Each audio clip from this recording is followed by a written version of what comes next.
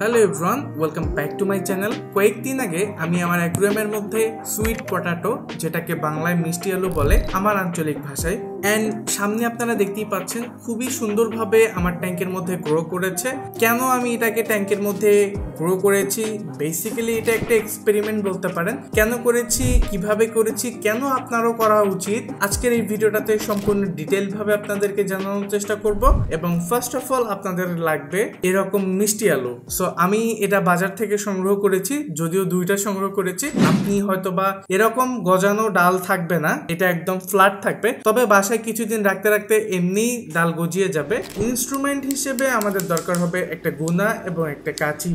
গুনাটা দিয়ে বেসিক্যালি এই মিষ্টি আলুটাকে আমরা পেঁচিয়ে নিব এবং এমন একটা শক্ত জায়গায় গিয়ে এটাকে দাঁড় করাবো যাতে এটা ট্যাঙ্কের মধ্যে একদম পারফেক্ট ভাবে চিপকায় থাকে, যেটা আমি সুন্দরভাবে বেঁধে নিচ্ছি। তবে এখানে মেক শিওর করতে হবে আপনার মিষ্টি আলুটা যাতে খুব বেশি একটা ক্ষতিগ্রস্ত না হয়। ক্ষতিগ্রস্ত হলে কিন্তু সেখানে পচন ধরতে পারে খুব দ্রুত এবং সেটা পানিতে পচে যাবে। তাই এটাকে খুবই শক্ত করে এবং সাবধানে আপনাকে দেখে নিতে হবে। গুনাগুলা যেহেতু একটু শক্ত হয়ে থাকে এবং সুচালো টাইপের হয়ে থাকে, আপনি যদি হ্যান্ড গ্লাভস ছাড়াই ইউজ করে থাকেন বা এই কাজটি করে থাকেন, তাহলে অবশ্যই আপনাকে সাবধানে কাজ করতে হবে। আমি কয়েকবার এখানে ঘুতা খেয়েছি এবং আমার ব্লিডিং হয়েছে। সো মেক শিওর করবেন আপনি খুব সাবধানে কাজটি করতেছেন। ব্রাঞ্চ ভেঙে দিলাম এবং সুন্দরভাবে আমি এটাকে নিয়েছি। এবার আমি আমার ট্যাঙ্কের মধ্যে একটি জায়গায় এটাকে সেট করে দিব। আমি বেসিক্যালি ট্যাঙ্কের একটি কোণা বেছে নেই, কারণ এটা সামনে দেখতে খুবই বাজে দেখাচ্ছে, যদিও যখন ডালপালা বের হয়ে যাবে তখন দেখতে খুবই সুন্দর লাগবে। তবে এখন আমি ট্যাঙ্কের একটি সাইডে দিয়ে দিলাম এবং দেখতেই পাচ্ছেন এটা হচ্ছে আমাদের প্রথম দিনের অবস্থা লাগানোর পরে। এখনো খুব একটা ইমপ্রুভ দেখা যায়নি, যেহেতু আপাতত একদিন চলে গেল। এর মধ্যে আমরা হয়তো বা শিকড় অথবা নতুন ব্রাঞ্চ দেখতে পাচ্ছি না, তবে ইনশাআল্লাহ আমরা এক্সপেক্ট করতেছি কয়েকদিনের মধ্যে বের হয়ে যাবে। আফটার 7 ডেজ, 7 দিন পরে আমি দেখাচ্ছি আপনাদেরকে একটা আপডেট। এবং নিচে একদম শিকড় বের হয়ে গিয়েছে, খুব বেশি পরিমাণে বের হয়নি, অল্প পরিমাণে বের হয়েছে। এরপরে 14 দিন পরে একটা আপডেট দেখতে পাচ্ছেন।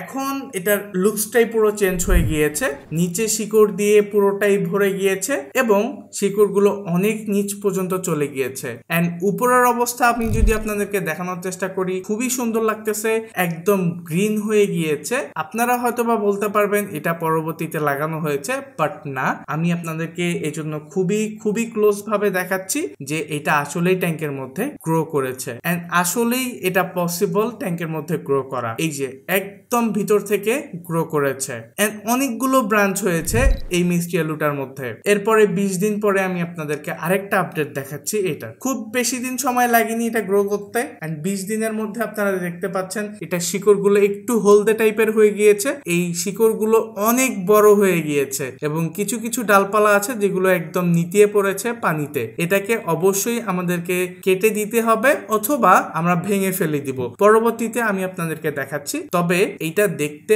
মাশাআল্লাহ খুবই সুন্দর লাগতেছে। আমি আপনাদেরকে খুবই ক্লোজ ভাবে দেখানোর চেষ্টা করতেছি এটা কোথা থেকে ব্রাঞ্চ বেরিয়েছে এবং আমি আপনাদেরকে তুলেও দেখাচ্ছি শিকড়গুলো আসলে দেখতে কিরকম হচ্ছে ভিতরে। যদিও স্নেলস শিকড়গুলোর মধ্যে লেগে আছে, খুবই অ্যানোয়িং লাগে এই জিনিসটা। আমি আসলে স্নেলস খুব বেশি একটা পছন্দ করি না, এন্ড স্নেলস খুবই জ্বালাতন করে যাদের প্লান্টেড ট্যাঙ্ক আছে। এন্ড দেখতেই পাচ্ছেন সামনে এর শিকড়গুলো কত সুন্দর ভাবে বেরিয়েছে, একদম গোছালো ভাবে। এবং এইটা একটা ফরেস্ট অথবা বনের মতো সৃষ্টি করেছে। নিচে যে আমার ফিশ গুলো আছে এগুলো ছোট ছোট ফিশ, সো এদের জন্য সেখানে হাইডিং প্লেস হিসেবে কাজ করছে। খুবই সুন্দর লাগতেছে। এন্ড অনেক মাছ আছে যারা এই শিকড়গুলোর মধ্যে গিয়ে ডিম পেড়ে দিয়ে দেয় এবং এখানেই হ্যাচ করে ওয়াইল্ডের মধ্যে। সামনে দেখতে পাচ্ছেন আমি একটা ডাল ভেঙে ফেললাম, কারণ এই ডালটি অনেক লম্বা হয়ে গিয়েছে এবং পানিতে পড়ে গিয়েছে। হয়তোবা পানিতে পড়তে থাকতে থাকতে এটা কিছুদিন পরে পচে যাবে, এই জন্য আমি এটাকে সরিয়ে নিলাম। সেই মিষ্টি আলুটাকে সুন্দরভাবে আবার প্লেস করে দিলাম। এখানে অবশ্য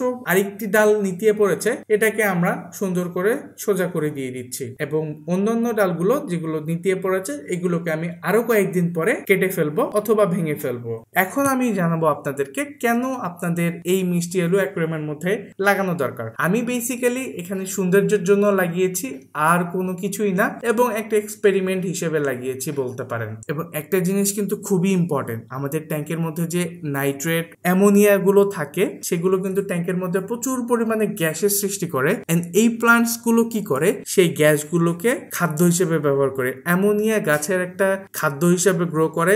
যখনই ট্যাঙ্কের মধ্যে অ্যামোনিয়া গ্রো করবে, আপনি যদি ট্যাঙ্কের মধ্যে প্লান্টস লাগান তাহলে কিন্তু সেই অ্যামোনিয়া গুলা অনেকটাই সেই প্লান্টস গুলো চুষে নেয় অথবা খাদ্য হিসেবে ব্যবহার করে। সেম কাইন্ড অফ আমার ট্যাঙ্কের মধ্যে হয়েছে। ট্যাঙ্কে অ্যামোনিয়া ছিল প্রচুর পরিমাণে, এন্ড এই অ্যামোনিয়া গুলা প্লান্টস পেয়েছে এবং ট্যাঙ্কের মধ্যে প্লান্টসটা খুব সুন্দরভাবে গ্রো করেছে। আমি আপনাদেরকে ডিটেল ভাবে বললাম না, জাস্ট সিম্পলি বিষয়টা উপরে উপরে বলে দিলাম। এটা নিয়ে যদি আপনারা ইনডেপথ ভিডিও চান তাহলে আমি অন্যভাবে বানাতে পারি, এটার খুব একটা দরকার হয় না। তবে ট্যাঙ্কের মধ্যে অ্যামোনিয়া থাকলে এই প্লান্টস গুলো আপনারা লাগাতে পারেন অথবা মিষ্টি আলু লাগাতে পারেন। খুবই ইজিলি গ্রো করবে, ইজি টু গ্রো, কোনো রকমের কোনো ঝামেলা হয় না, একদম সুন্দরভাবে গ্রো করবে। যারা একদম হ্যাসেল চাচ্ছেন না, মাটি রাখতে চাচ্ছেন না, এটা পানিতেই গ্রো করবে। তবে এটা সব সময়ের জন্য না, কিছুদিন পরে এই জিনিসটা পচে যাবে, অর্থাৎ মিষ্টি আলুটা পচে যাবে এবং আপনি সব সময়ের জন্য এটা রাখতে পারবেন না। সো এইটা একটা ডিসঅ্যাডভান্টেজ বলতে পারেন। আদারওয়াইজ এটা খুবই সুন্দর একটা জিনিস, ট্যাঙ্কের মধ্যে